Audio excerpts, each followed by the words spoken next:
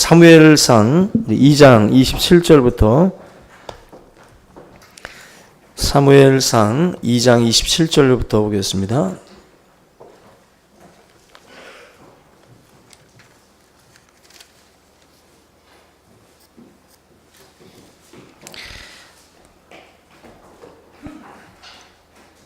사무엘상 2장 27절부터 36절. 제가 한 절, 여러분들이 한 절 교독하겠습니다. 하나님의 사람이 엘리에게 와서 그에게 이르되 여호와의 말씀에 너희 조상의 집이 애굽에서 바로의 집에 속하였을 때에 내가 그들에게 나타나지 아니하였느냐?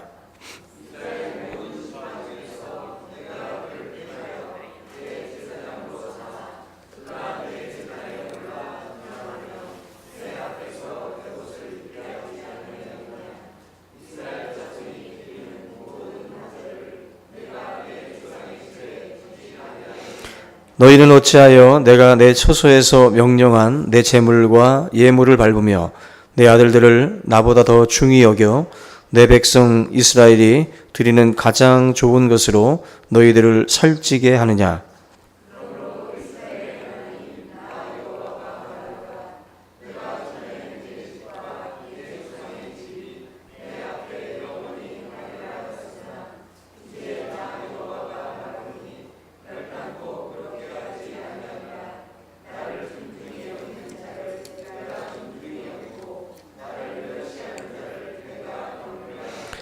보라, 내가 내 팔과 네 조상의 집 팔을 끊어 내 집에 노인이 하나도 없게 하는 날이 이를지라.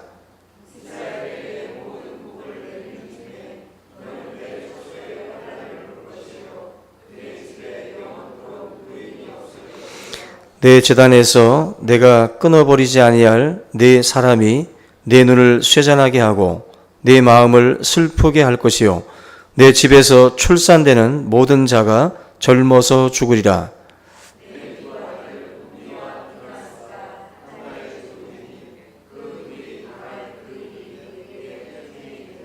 내가 나를 위하여 충실한 제사장을 일으키리니 그 사람은 내 마음 내 뜻대로 행할 것이라. 내가 그를 위하여 견고한 집을 세우리니 그가 나의 기름 부음을 받은 자 앞에서 영구히 행하리라.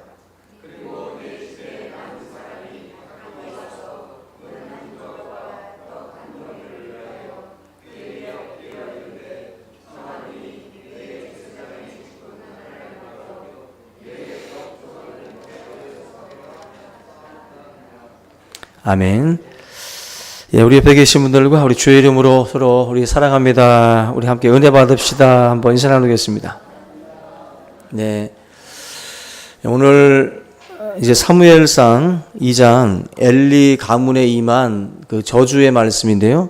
같이 살펴봅니다. 지난 시간에 엘리의 아들 홈니와 비느하스의 그 타락상에 대해서 우리가 같이 봤습니다. 갈고리에 걸려 나오는 것들을 자기 것으로 가져갔고 또 하나님의 것을 기름으로 태우기 전에 먼저 자기들이 갈취를 했고 또 사람들의 바른 요청에 대해서도 또 거절을 하고 무시를 합니다. 여호와의 제사를 무시했던 게 바로 이 홈니와 비느하스의 아주 결정적인 그 문제죠. 그 말라기 그 구약의 마지막 책, 이 말라기 책을 보게 되면 말라기 시대의 사람들은 하나님 앞에 더러운 떡을 제단에다가 드렸어요. 말도 안 되는 일이죠. 그리고 눈먼 희생 제사를 하나님께 드렸다. 그냥 소와 양과 이러한 비둘기 뭐 이런 것들을 하나님 앞에 제물로 드릴 때 눈먼 것들, 다리 저는 것들 이런 것들을 하나님 앞에 아주 억지로 형식적으로 갖고 와서 제물로 드렸다는 거죠. 성경에 보면 이런 말씀을 합니다. 그것을 너희들의 그 정치적인 그 총독들한테 한번 줘봐라. 총독들이 기뻐할지 한번 갖다 줘보라는 거죠. 근데 하물며 하나님 앞에 눈먼 것, 다리 저는 것들을 다 가지고 와서 그러한 것들을 하나님 앞에 제물로 드렸던 시절이 바로 말라기 시대예요. 하나님께서 백성들이 하나님 앞에 드리는 제사를 아주 우습게 여기고 가볍게 여기고 경홀히 여겼다는 거죠. 그냥 형식만 남은 거예요. 내용은 하나도 없고 아무런 감사도 없고 하나님에 대한 경외심도 없고 그냥 남들이 하는 거 신용내는 거죠. 그러한 식으로 하나님께 갖다 드렸다라는 것입니다. 사실 이게 구약적인 의미는 있지만 우리가 이 신약 시대에도 하나님 앞에 예물을 드린다든지 또 심지어는 추수감사절 과일을 드릴 때에도 여러분들의 마음에 추워도 그런 것들을 드릴 때에 혹시라도 야 이거 너무 이쁜 거는 야 우리가 먹자. 그냥 이거 갖다 줘 이거. 애플 로고 같은 거 있잖아요. 한불 배 먹은 것들 이런 거 벌레가 먹은 거 이런 거는 하나님 앞에 갖다 드리자. 혹시라도 이런 마음 먹으면 하나님이 기뻐하지 않습니다. 설마 벼락이야 치겠어요? 그러나 하나님이 기뻐하지 않습니다. 우리가 하나님 앞에 가지고 나오는 것들은 우리의 마음이 담겨져야 돼요. 가난해서 B급 살 수도 있지.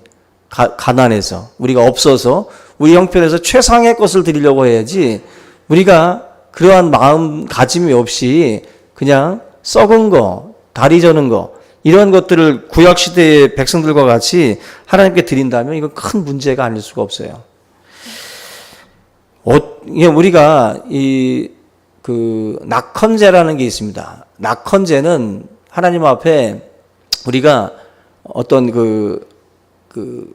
쓰던 거라도 가지고 올 수 있어요. 오늘 동준이가 가지고 온 거 같은 거 이게 낙헌 제물로 쓰는 거예요. 중고지만 그런 건 하나님 앞에 갖고 올 수 있어요. 이거 너무 아까워서 가지고 오는 거예요.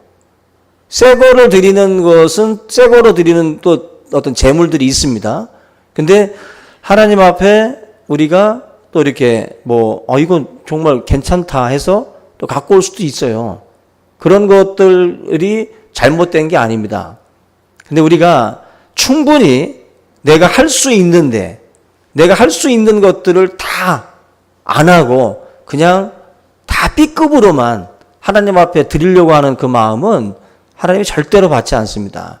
그냥 내가 이거 하나님 앞에 드리고 싶어서 드리는 것과 A와 B가 있는데 B를 드리는 것과는 천양지 차이예요. 우리가 신앙생활을 할 때 이 엘리 가문에 임했던 어떤 그 저주가 사실은 그런 거 하나하나 마음가짐에서 사실은 문제가 있었던 거예요. 이거에 대해서 하나님께서 말씀을 하는 겁니다.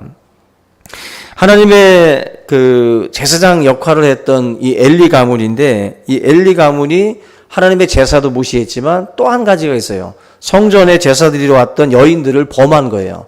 이것도 결국 성전에서 행했던 음란죄죠. 이걸 하나님께서 또한 심판을 하고 있습니다. 신앙의 척도가 교회 얼마나 오래 다녔냐 이것 중요하지 않습니다. 우리 어머님이 항상 하시는 말씀이 있어요. 묵은 닭들은 압력솥에 넣고서 아무리 삶아도 그 질긴 게 잘 가시지 않는다고. 그만큼 신앙생활을 우리가 오래 한다는 거를 우리의 어떤 그 고집만 세져가지고 우리가 그렇게 하는 것은 옳지 않습니다. 하나님이 기뻐하는 것은 우리가 정말 하나님을 경외하고 하나님을 사랑하는 것, 그런 마음가짐으로 행하는 것이 무엇보다 중요해요. 우리가 어떤 직분을 가졌냐, 얼마나 오래 신앙생활을 했냐, 이건 아무짝에 쓸모없습니다. 우리가 무엇을 가지고 있든 하나님 앞에 우리의 최선을, 우리의 마음과 사랑을 담는 것이 가장 중요하다. 오늘 하나님께서 이 엘리 제사장을 책망을 하시는데 27절 2장 27절에 보면은 하나님의 사람이 등장을 해요. 사실은 엘리가 하나님의 사람입니다. 하나님께서 기름 부어 세운 제사장이거든요.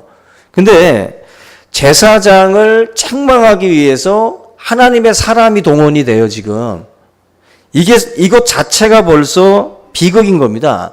익명의 선지자를 동원을 해가지고 엘리를 책망하시는 거예요. 이것 자체가 당시에 비극적인 그 모습이라고 우리가 볼 수가 있습니다. 우리가 그 하나님과 가장 가까이 교제하고 하나님의 뜻을 가장 잘 알 수 있는 사람이 제사장인데 이 제사장이 지금 그 하나님의 음성에 귀를 기울이지 않고 그 가족들, 이 홈리와 비느하스에 대한 어떤 그런 그 징계와 책망을 게을리할 때 하나님의 사람이 등장을 해요.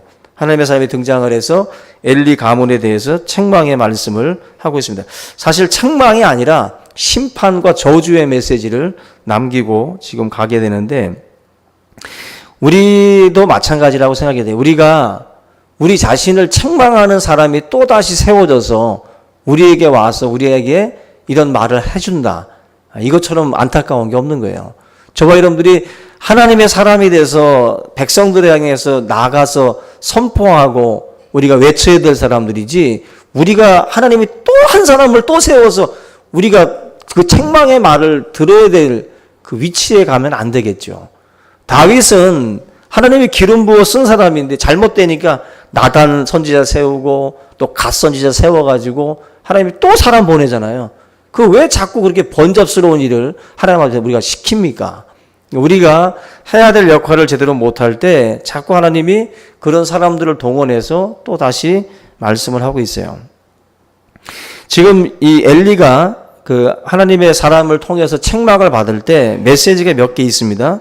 28절부터 그 먼저 말씀을 할 때, 첫째로는 얼마나 엘리 가문이 큰 축복을 받았는지를 먼저 알라는 거예요.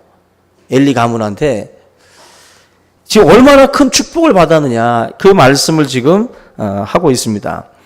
엘리 제사장의 조상이 누구냐면은 모세의 형인 아론이에요. 아론이 낳은 아들들이 홈리와 비느하스, 그리고 엘리아살과 그리고 이다말, 4명입니다.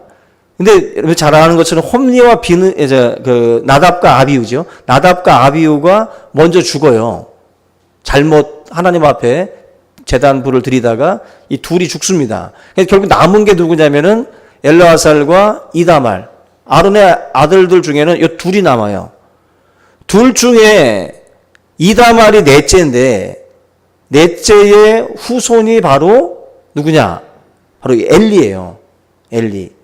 그러니까 서열상으로 제사장이 되는 것은 엘르아살, 이 셋째 가문이 책임을 맡고 제사장이 돼야 돼요. 근데 지금 느닷없이 엘르아살의 가문에서 나오질 않고 이 이다말이라고 하는 넷째 가문에서 이 엘리가 대제사장으로 세워진 거예요. 제사장으로. 그러니까 어찌 보면은 엘리가 나름대로는 당시에 또 인정받는 그러한 모습으로 세워졌다. 가문의 서열을 뛰어넘을 정도로 넷째인 이다말의 가문에서 제사장 역할을 감당을 했다는 겁니다. 그러니까 12지파 중에서 한 지파, 레위 지파, 그리고 레위 지파 중에서 아론의 계열, 그리고 아론의 계열 중에서 바로 이다말이라고 하는 그 후손인 바로 이 엘리가 제사장이 됐다는 거죠. 그만큼 귀한 직분을 그들을 선택을 해서 하나님이 주셨다는 거예요. 그리고 이 말씀에 보면은 하나님께서 이 제사장들한테는 특별하게 장인들을 불러가지고 기가 막힌 옷을 만들어가지고 화려한 옷을 입혀주고 있습니다. 출애굽기 28장에 보시면 1절 4절 말씀에 그런 말씀이 나와요. 그러니까 이 자손 중에서 바로 제사장 직분을 맡겨라. 그리고 그를 아론의 옷을 지어서 거룩하게 해줘라. 그냥 하나님께서 특별한 옷을 입히는 거죠. 우리 장로님들도 이번에 옷을 입혀요. 그죠? 우리 남전도회가, 우리 안수 집사님들이 좋은 양복을 하나씩 입혀드립니다. 그 옷이 그냥 옷이 아니에요. 그 굉장히 의미 있는 옷입니다.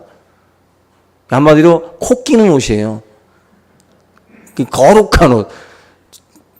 거룩한 옷을 입혀서 하나님께서 그 옷이 그냥 양복으로 보시면 안 되고 거룩한 직분의 옷이라고 생각하셔야 돼요.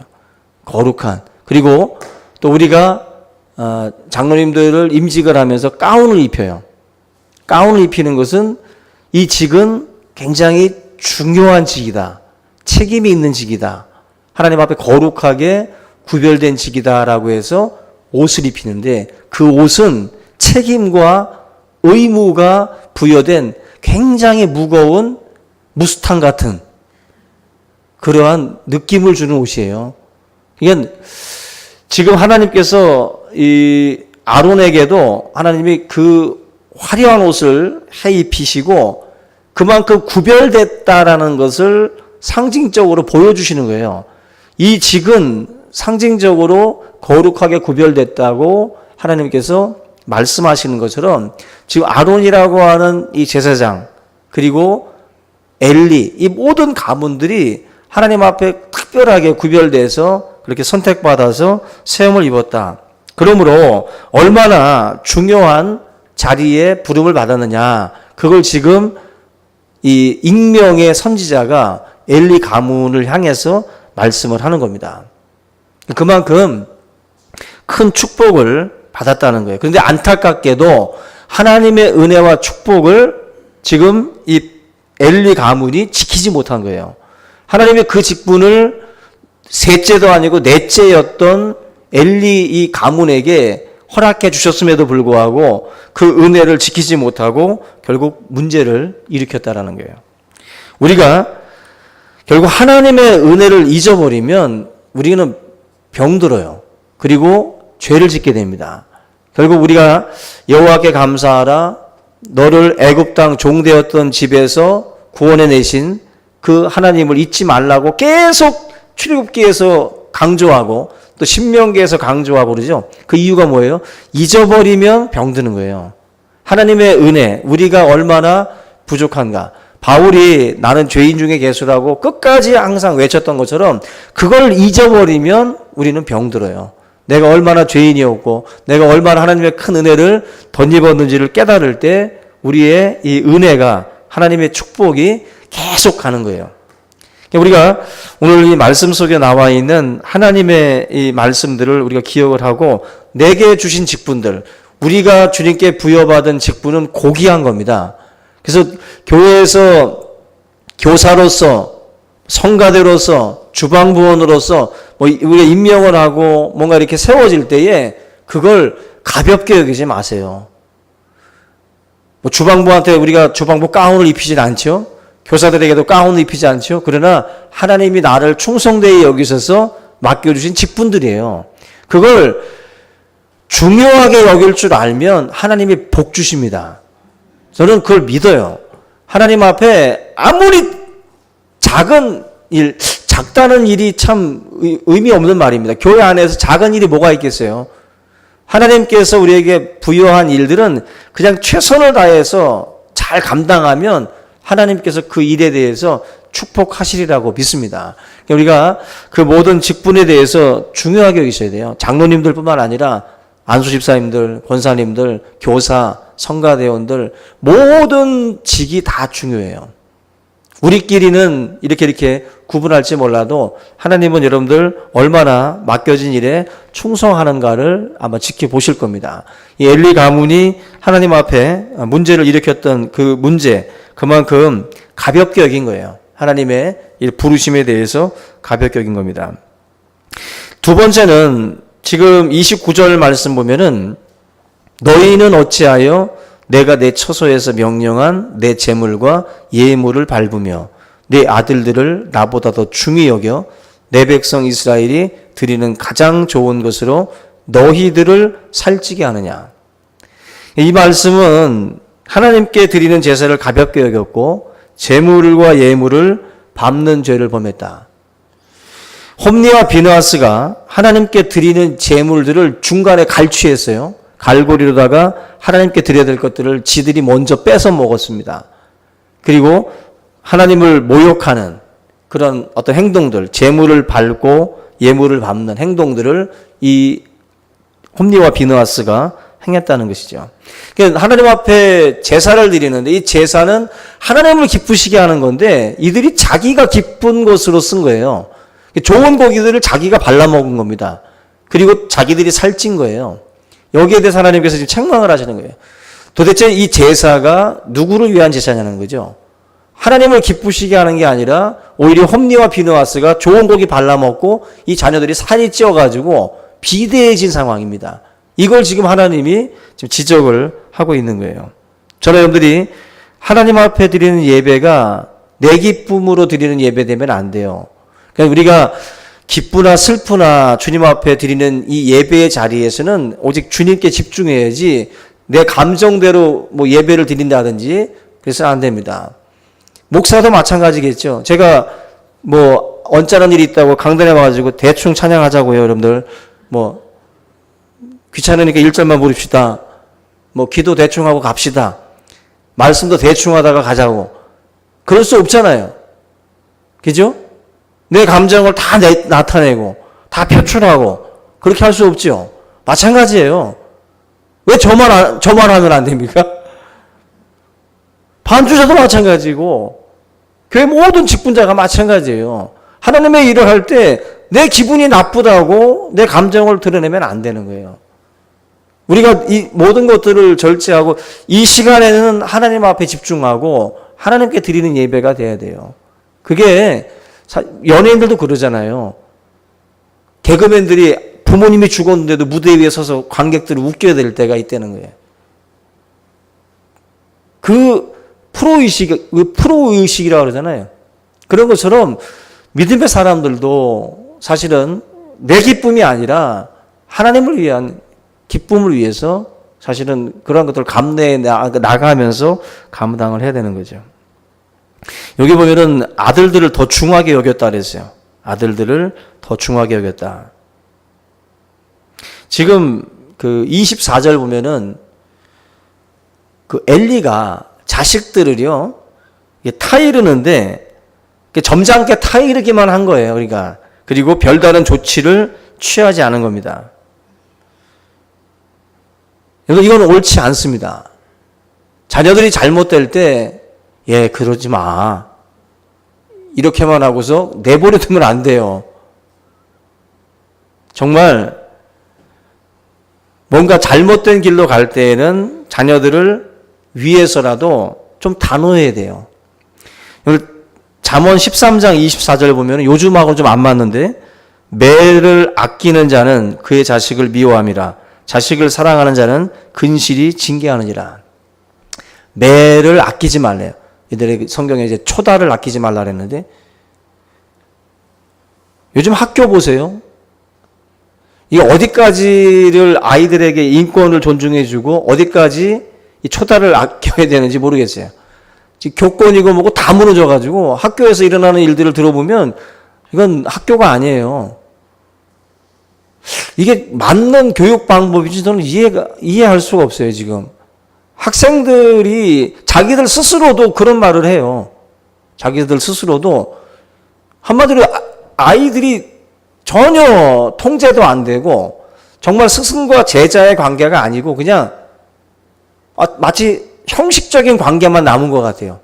그냥 나도 너를 그렇게 타치하지 않을 테니까 너도 배우고 싶으면 배우고 말고 싶으면 말하라. 그래서 아이들이 떠들든 말든 그냥 자기 할 거 그냥 칠판에다 설명한 다음에 그냥 땡 치면 나가는 거예요. 왜냐하면 애들한테 실갱이하고 싸우다가 괜히 애들 때리고 그러면 또 문제가 되니까 그냥 내 할 것만 해버리고 선생님들도 신경 쓰기 싫어가지고 칠판에다가 그냥 몇 자 적어놓고 그냥 나가는 거예요. 떠들어도 관여하지 않고. 이건 굉장히 심각한 거죠. 분명히 뭔가는 잘못돼 있어요. 근데 지금 세상에 뭐 여러 가지 뭐 교육학자들이 지금 뭐 나름대로 이론을 세워서 지금 이런 식으로 지금 가고 있긴 한데 과연 옳은가 싶어요. 옳은가 싶어요. 이번에 그 조선일보 그 대표인가요? 그 초등학교 3학년인가 그 아이가 50대 운전자에게 뭐 반협박식으로 자른다는 둥 50대 되신 어른한테 그렇게 막말을 하고 있다라는 것 자체도 도대체 교육을 어떻게 시켰길래 그 어린 꼬맹이가 그 어른들한테 그런 말들을 할까? 아무리 부자일지라도 아무리 권력을 가지고 있다 할지라도 도대체 교육을 어떻게 시켰길래 자녀들이 그런 식으로 나가고 있냐는 거죠. 어디까지 해야 될지 모르겠어요, 사실. 근데 자녀들한테는 제가 볼 때 꼭 때린다라기보다 아이들을 붙잡고 뭐가 더 중요한지를 자꾸 말씀을 해줘야 되고 부모들이 뭘 가장 기뻐하는지를 보여줘야 돼요. 자꾸. 아이들이 예의 없이 행동하고 하나님을 경외하지 않고 자꾸 이런 식으로 흘러갈 때 가장 기뻐하지 않고 가장 슬퍼해야 되겠죠. 엘리 이 제사장의 이 문제는 자녀의 이 심각한 이 죄악에 대해서 이게 보통 심각한 게 아니에요. 그냥 주일 한번 빠지는 정도가 아니잖아요. 지금 이 문제가 보면은 엘리 제사장은 제사장의 역할을 완전히 망각한 거예요. 제물로 가지고 온 고기 뺏어 먹고 성전에 제물 드리는 여인들을 범하고 이거는 단순한 일탈이 아니라 이건 엄청난 죄악이거든요. 이걸 지금 엘리가 그냥 점잖게 타이르는 것으로 끝난다? 이건 말이 안 되는 거예요. 이거 아직 망하려고 작정을 한 거지. 근데 엘리는 이 문제에 대해서 전혀 자녀들에게 심각하게 다루질 않은 거예요. 우리 성도님들은 자녀들에 대해서 심각하게 다루시기 바랍니다. 심각하게. 모든 문제들을 그냥 가볍게 여기면 안 돼요. 자녀들이 주의를 범할 때에도 이것이 자꾸 반복이 될 때에는 분명히 말씀을 하셔야 돼요. 말씀을 해서 지적을 하고 아이들에게 밥을 굶기든지 그냥 용돈을 줄여버리든지 어떤 방법을 동원해서라도 아이들을 너무 자기 생각이 중요하다 그런 식으로만 내버려 두면 안 됩니다. 신앙에 대해 있어서는 좀 더 엄격할 필요가 있어요. 엄격할 필요가. 지금 이 30절에 보면은 엘리에게 구체적으로 어떤 저주가 임할지를 말씀을 하는데 성경에 보면은 참 이 본문이 가장 어떻게 보면 좀 섬찟한 본문들이에요. 하나님이 이제 엘리 가문에 대해서 저주를 말씀을 하는데 30절 보시면 그러므로 이스라엘의 하나님 나 여호와가 말하노라 내가 전에 네 집과 네 조상의 집이 내 앞에 영원히 행하리라 하였으나 이제 나 여호와가 말하노니 결단코 그렇게 하지 아니하리라. 나를 존중히 여기는 자를 내가 존중히 여기고 나를 멸시하는 자를 내가 경멸하리라. 하나님이 한 입 가지고 두 말 하죠, 지금. 여기 보면은 영원히 행할 것이다 라고 말씀을 했었는데 하나님이 손바닥 뒤집듯이 뒤집으셔요. 내가 너희들한테 영원히 네 집과 함께 하겠다고 했지만 아니다라는 거죠. 나를 경외하는 자를 나를 존중히 여기는 자를 내가 존중히 여긴다. 나를 경멸히 여기면은 나도 그를 경멸히 여길 것이다라고 말씀을 해요. 하나님께서 이 거룩한 직분에 대해서 충실하게 따라오지 못했던 이 엘리 가문에 대해서 하나님이 두려운 말씀을 하고 있는 겁니다.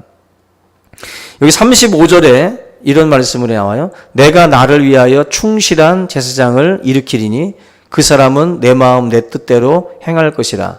내가 그를 위하여 견고한 집을 세우리니 그가 나의 기름 부음을 받은 자 앞에서 영고히 행하리라. 1차적으로는 여기서 말하는 제사장은 바로 사무엘을 말합니다. 사무엘, 엘리 가문 이후에 사무엘이라고 하는 사람이 세워질 것이고 종국적으로는 바로 예수 그리스도를 의미해요. 영원한 대제사장이신 예수 그리스도를 의미하는 말씀인데 결국 하나님께서 이와 같은 어떤 그 완전히 교체를 하는 거죠. 그 말씀을 하고 있는 것입니다. 그 다음에 또 한 가지 하나님이 31절, 33절까지 보면은 엘리 가문에 속한 사람들이 다 단명한다. 여기 보면은 그 할아버지들, 그러니까 노인들이 없다라는 말이 뭐예요? 나이 들어서까지 살다가 죽는 사람이 없다는 거죠. 다시 말하면 젊어서 죽는다는 거예요. 다 단명할 것이다라고 말씀을 하고 있습니다. 아마 성경에서 이게 가장 섬찟한 그런 말씀들 중에 하나라고 생각이 되는데 노인이 하나도 없게 하겠다. 젊어서 다 죽는다. 집안의 몰락이죠. 완전히 엘리 가문 자체가 몰락할 것이다. 그리고 내 제단에서 내가 끊어버리지 아니할 네 사람이라는 말이 나와요.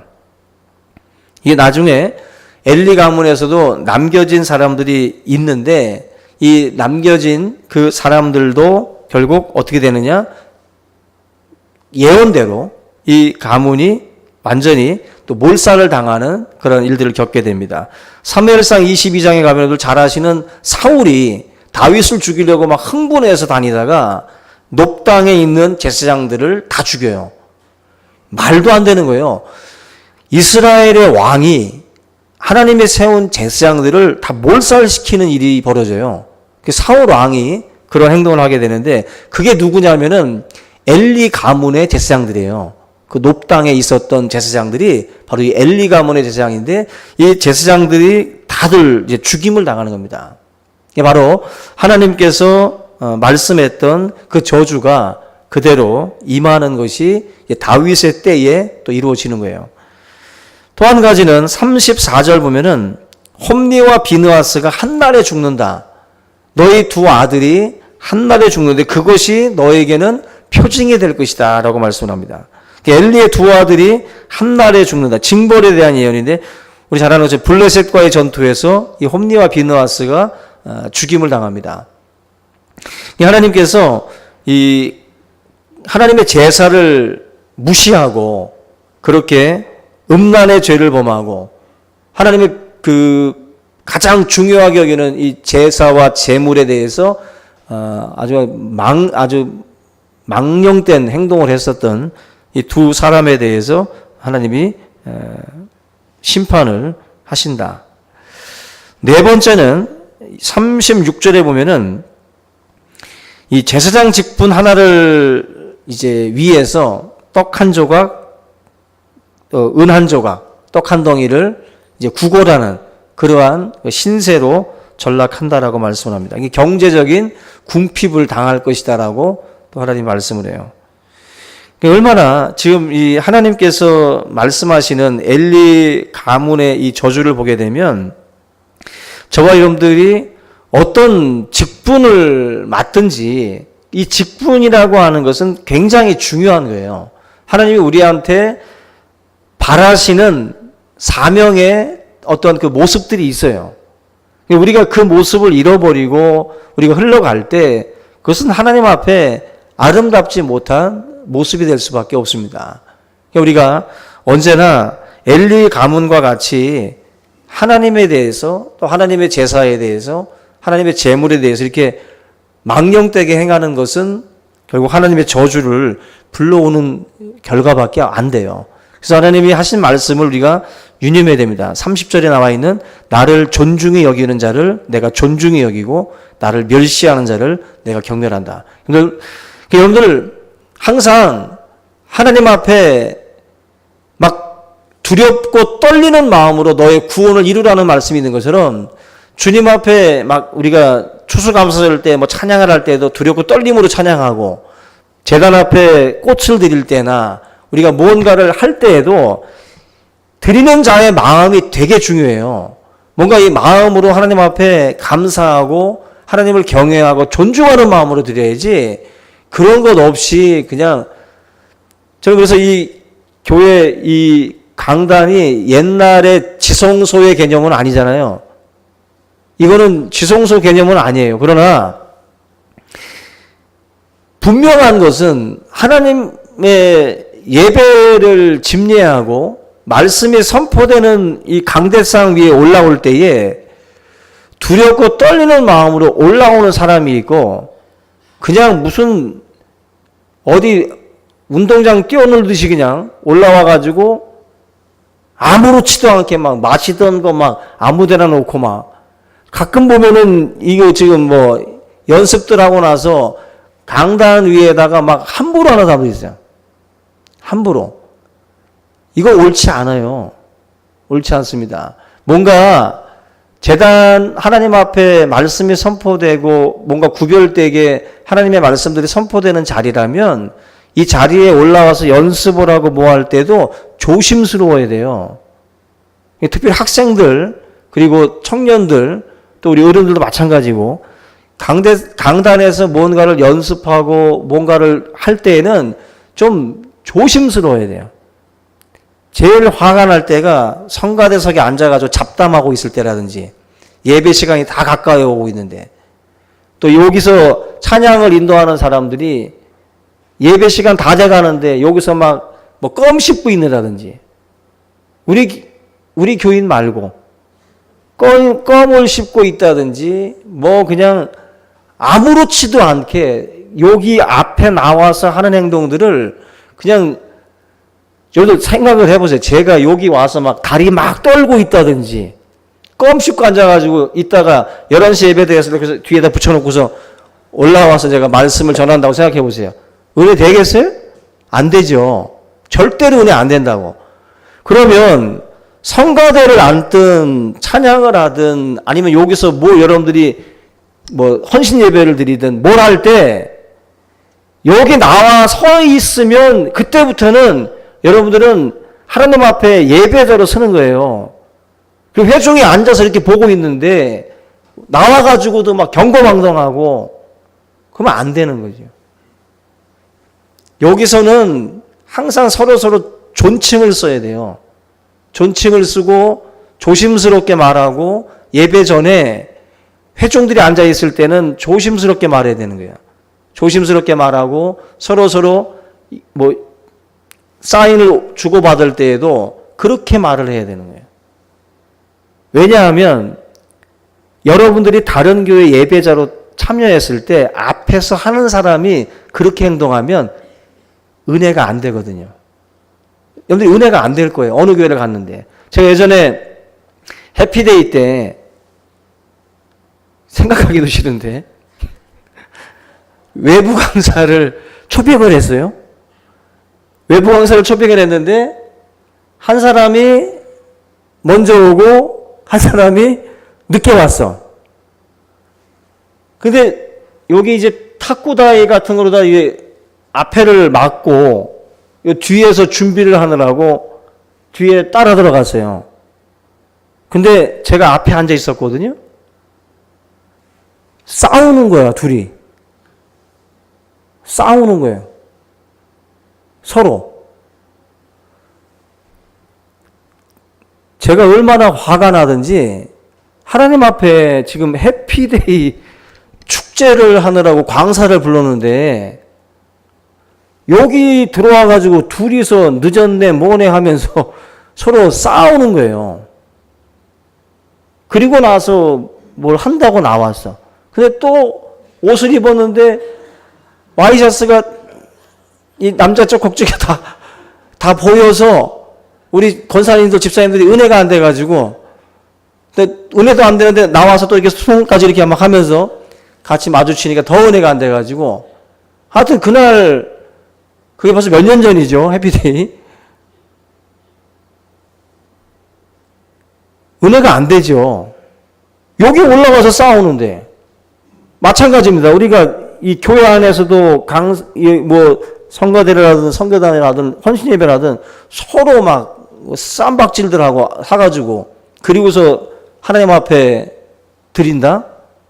은혜가 안 되죠. 그러니까 그야말로 하나님 앞에 있다라는 생각을 못 하는 거예요, 지금. 주님 제단 앞에 와서 내가 예배자로서 서 있다라는 생각이 없이 그냥 무슨 놀러 온 사람처럼 와가지고들 하는 거죠. 있을 수 없는 일이에요. 있을 수 없는 거예요. 저는 앞으로 제가 지금 이런 말은 주일날 해야 되는데, 그죠? 많이 모였을 때 해야 되는데, 교육 효과가 있는데, 꼭 잘하는 사람들 앞에서 꼭 내가 이런 말을 해. 못하는 사람들은 다 안 나오고 있는데, 지금. 그래서 사모님이 가끔 그래요. 당신은 주일날 얘기를 해야지. 이렇게 항상 잘하는 분들 앞에서만 이 말을 한다고. 맞는 말이에요, 진짜, 그거 보면. 여러분, 보세요. 지금 오늘 들으신 분들이라도 여기서 뭔가 할 때 경거망동하는 사람이 있으면 제가 오늘 드린 말을 꼭 하세요. 제가 일일이 쫓아다니면서 할 수가 없어. 시어머니가 돼, 제가. 그러면은. 오늘 들은 사람들이 이런 모임의 자리에서 뭔가를 할 때마다 경거망동하는 사람들이 있으면 따끔하게 한마디씩 하세요. 여기는 하나님의 말씀을 선포하는 자리다. 여기는 굉장히 우리가 조심스럽게 다루어야 될 자리다. 그런 마음으로 우리가 준비하자. 그래서 음료수 같은 거 뭐 마시고 여기다 내려놓고 하지 마세요. 여기다 놓지 마세요. 은혜 안 돼요.